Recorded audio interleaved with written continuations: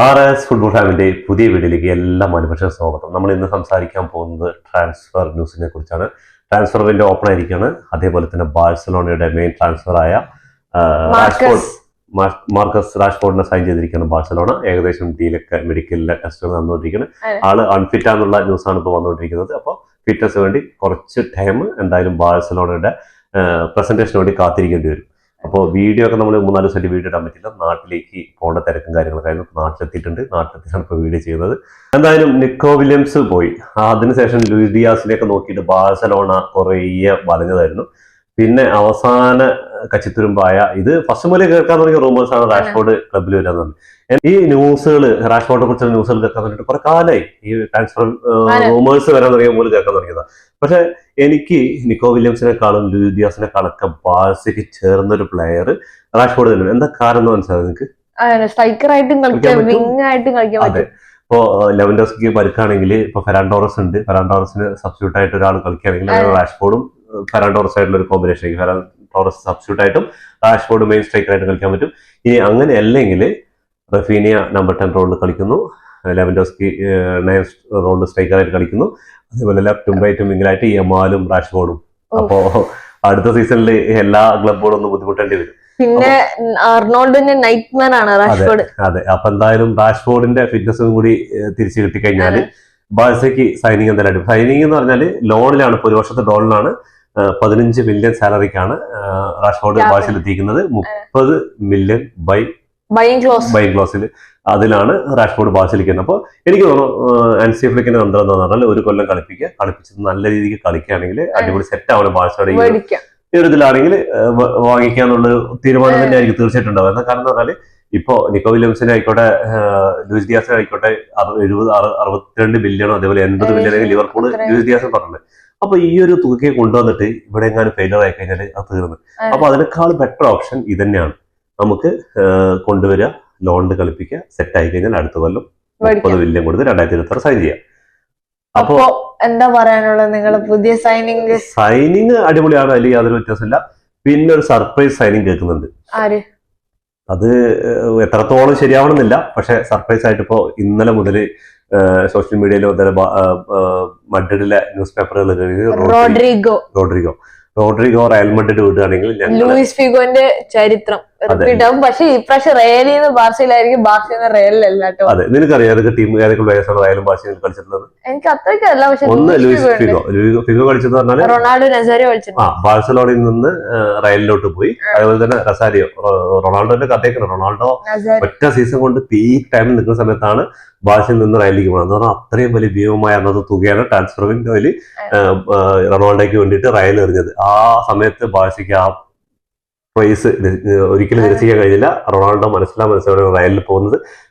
പിന്നെ ഒരു main player റയലിന് വേണ്ടി കളിച്ചിട്ട് ബാഴ്സയ്ക്ക് വേണ്ടി കളിച്ചിട്ടുണ്ട്.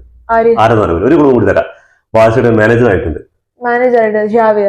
നോ, പിന്നെ ലൂയിസ് സെൻട്രിക് റയലിൽ നിന്ന് ബാഴ്സലോട്ട് വന്നിട്ടുണ്ട്. ബാഴ്സയിൽ നിന്ന് ബാഴ്സയുടെ കോച്ചായിട്ട് വന്നിട്ടുണ്ട്. അപ്പോൾ നിങ്ങൾക്ക് ഇനി ഇതിൽ കൂടുതൽ പ്ലേയേഴ്സ് അറിയാവുന്നുണ്ടെങ്കിൽ കമന്റ് ബോക്സിൽ രേഖപ്പെടുത്തുക. ഏതൊക്കെ പ്ലേയേഴ്സ് ആണ് ബാഴ്സയ്ക്ക് റയലിന് വേണ്ടി കളിച്ചിട്ടുള്ളത്? നമ്മളുടെ അറിവിലുള്ള കാര്യങ്ങളാണ് ഇപ്പോൾ പറഞ്ഞത്. ഇത് നിങ്ങൾക്ക് അറിയുന്നുണ്ടെങ്കിൽ ആ കാര്യങ്ങളൊന്ന് കമന്റ് ബോക്സിൽ രേഖപ്പെടുത്തുക. റാഷ്ഫോർഡിന്റെ സൈനിങ് ഒക്കെ ഏകദേശം ഉറപ്പായപ്പോൾ ബാഴ്സലോണ അടുത്ത സൈനിങ് നടക്കുന്നത് റോഡ്രിഗോന്റെ സൈനിങ് ആണ്. റയൽ മഡ്രിഡ് വിടുകയാണെങ്കിൽ ഞങ്ങൾ സൈൻ ചെയ്യാൻ തയ്യാറാണ്. എനിക്ക് തോന്നുന്നു അത്രത്തോളം ഒന്നും തോന്നില്ല. എന്താ കാരണം അറിയോ?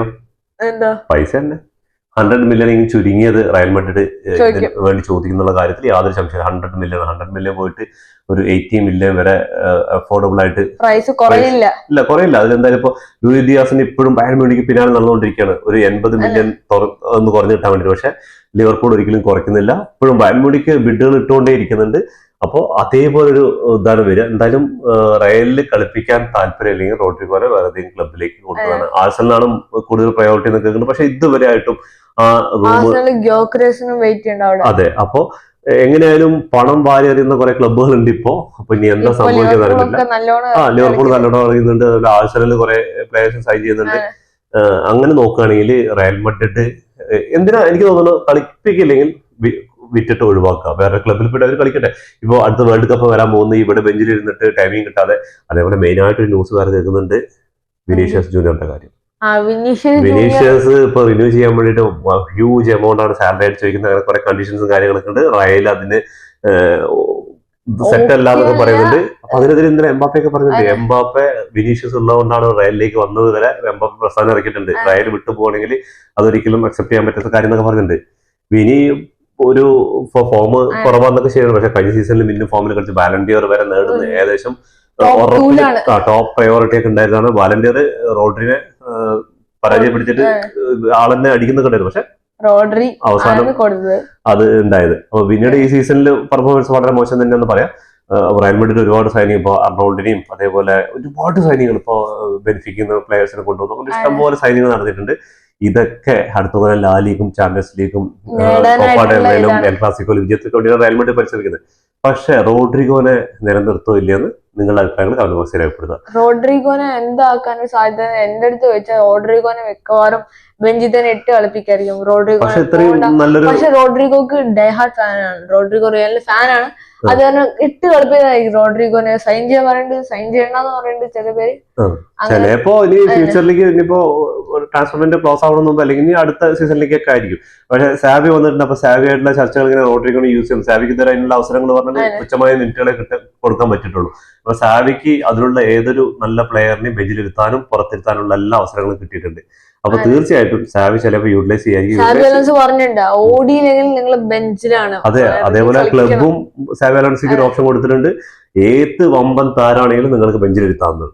എന്താ കാരണം എന്ന് പറഞ്ഞാല് കഴിഞ്ഞ സീസണിൽ അഞ്ചരോട്ടിക്കൊക്കെ പറ്റാതിരുന്നത് കാരണം അതുകൊണ്ടൊക്കെയാണ്. എന്താ പറഞ്ഞാൽ ഇപ്പൊ അർദ്ധഗുലാറൊക്കെ ഈ സീസണിൽ വന്നപ്പോൾ അതിൽ തന്നെ വലിയ മാറ്റങ്ങളൊക്കെ പിന്നെ സ്ട്രൈക്കർ അതൊക്കെ അങ്ങനെയുള്ള പ്ലേയേഴ്സിനൊക്കെ ഇപ്പൊ ക്ലബ് വേൾഡ് കപ്പിൽ തന്നെ 4 ഗോളും ഒരു അസിസ്റ്റ് നേടിയ ടോപ്പ് സ്കോററാണ്. അപ്പൊ ഇതൊക്കെയാണ് മെയിൻ. പ്ലെയർ മാത്രമല്ല, ഇപ്പൊ വിനി പെർഫോമൻസിലെയും വിന്നെ പുറത്തിരുത്തണം. ഓട്ടോമാറ്റിക്കായിട്ട് അവര് ടൈമിങ്ങിന് എഫേർട്ട് ഇടും. അപ്പോൾ നല്ല റിസൾട്ടും കിട്ടും. ഇതില്ലാതെ എന്നും സ്റ്റാർട്ടിങ്ങിൽ നമ്മൾ ഉണ്ടാവും എന്നുള്ള പ്രതീക്ഷയിലാവുമ്പോ പിന്നെ ക്ലബിനും ഗുണം ഉണ്ടാവില്ല, പ്ലേയേഴ്സിനും ഗുണമില്ലാത്ത അവസ്ഥയാണ്. പിന്നെ ആയിട്ട് വരുന്നത് മാർക്കസ് റാഷ്ഫോർഡിന്റെ മെയിൻ ആയിട്ടുള്ള ക്ലോസ് ഒക്കെയാണ്. ക്ലോസിലൊക്കെ ആള് റെഡിയാണ്. സ്പെയിനിൽ ഇറങ്ങിയിട്ടുണ്ട്. ആ ന്യൂസ് ഒക്കെ വരുന്നുണ്ട്. അതെ, മെഡിക്കല് ഏകദേശം ചെക്കപ്പ് ചെയ്തതിൽ ഫുൾ ഫിറ്റ്നസ് അല്ല. അപ്പൊ ആള് എന്തായാലും പ്രസന്റേഷന് വേണ്ടി കുറച്ച് ടൈം, അരങ്ങേറ്റത്തിന് വേണ്ടി കുറച്ച് ടൈം എടുക്കും. അതേപോലെ സ്പോട്ടിഫൈ ക്യാമ്പിന് ഈ ഓഗസ്റ്റിൽ ഉണ്ടാവുന്ന വിചാരിച്ചാൽ അത് ഓഗസ്റ്റിൽ സെപ്റ്റംബറിലേക്ക് മാറ്റിയിട്ടുണ്ട്. അതും അവിടുത്തെ പണികളൊക്കെ പുരോഗമിച്ചുകൊണ്ടിരിക്കുകയാണ്. അങ്ങനെയുള്ള ന്യൂസുകളൊക്കെ വരുന്നുണ്ട്. അപ്പോൾ റാഷ്ഫോർഡിനെ സൈൻ ചെയ്തോടൊരു ബാഴ്സയുടെ അറ്റാക്കിങ്ങിൽ Lewandowski, Lamine Yamal, Raphinha, Rashford. പിന്നെ ഡിഫൻഡിൽ നോക്കിക്കഴിഞ്ഞാല് ഫെഡ്രി അല്ലെങ്കിൽ ഡി ജോൺ, ഇവർ രണ്ടുപേരാണ് ഉണ്ടാവുക. അപ്പോൾ ഇതിന് പകരക്കാരായിട്ട് ഇറങ്ങാൻ വേണ്ടിയിട്ട് ഫെറാൻ ടോറസും ഓൾമോയും ഉണ്ടാവും. തീർച്ചയായിട്ടും അടുത്ത സീസണിൽ റയൽ മാഡ്രിഡ് കുറച്ചുകൂടെ വെള്ളം കുടിക്കും. അതാണ് ഒരുപാട് സൈനികങ്ങൾ നടന്നിട്ടുണ്ടെങ്കിലും പക്ഷെ ഈ ബാഴ്സ കഴിഞ്ഞ വർഷം തന്നെ അറ്റാക്കിങ്ങിൽ ഇത്രയും എത്തിക്കാൻ നിൽക്കുന്ന സമയത്താണ് ഇപ്പോ അപ്പോ റാഷ്ഫോർഡും കൂടി കൊണ്ടുവന്നത് എന്തായിരിക്കും? റാഷ്ഫോർഡിന്റെ സ്പീഡും ആ ഒരു അതെ, ആ പൊട്ടൻഷ്യലൊക്കെ നോക്കുകയാണെങ്കിൽ തീർച്ചയായിട്ടും മിന്നും ഫോമിൽ തന്നെ ആയിരിക്കും ബാഴ്സലോണ അടുത്ത സീസണും. അപ്പോൾ അടുത്ത എൽ ക്ലാസിക്കോയിൽ ആര് ജയിക്കുന്നത് നിങ്ങൾ കമന്റ് ബോക്സിൽ, ആരാണ് ആധിപത്യം പുലർത്തും, റയൽ മാഡ്രിഡ് ആണോ ബാഴ്സലോണയാണോ നിങ്ങൾ കമന്റ് ബോക്സിൽ രേഖപ്പെടുത്തുക. ഇതോടുകൂടി ഈ വീഡിയോ അവസാനിക്കുന്നു. ഫുട്ബോൾ ലോകത്തെ പുതിയ വിശേഷങ്ങളുമായി വീണ്ടും കാണാം. ഈ വീഡിയോ ഇഷ്ടപ്പെട്ടാൽ ലൈക്ക് ചെയ്യുക, ഷെയർ ചെയ്യുക, സബ്സ്ക്രൈബ് ചെയ്യുക. സബ്സ്ക്രൈബ് ചെയ്യുന്ന ബെൽ ഐക്കൺ ക്ലിക്ക് ചെയ്താൽ ഞങ്ങൾ വീഡിയോസ് ഡെയിലി നോട്ടിഫിക്കേഷൻ എത്തിച്ചേരും.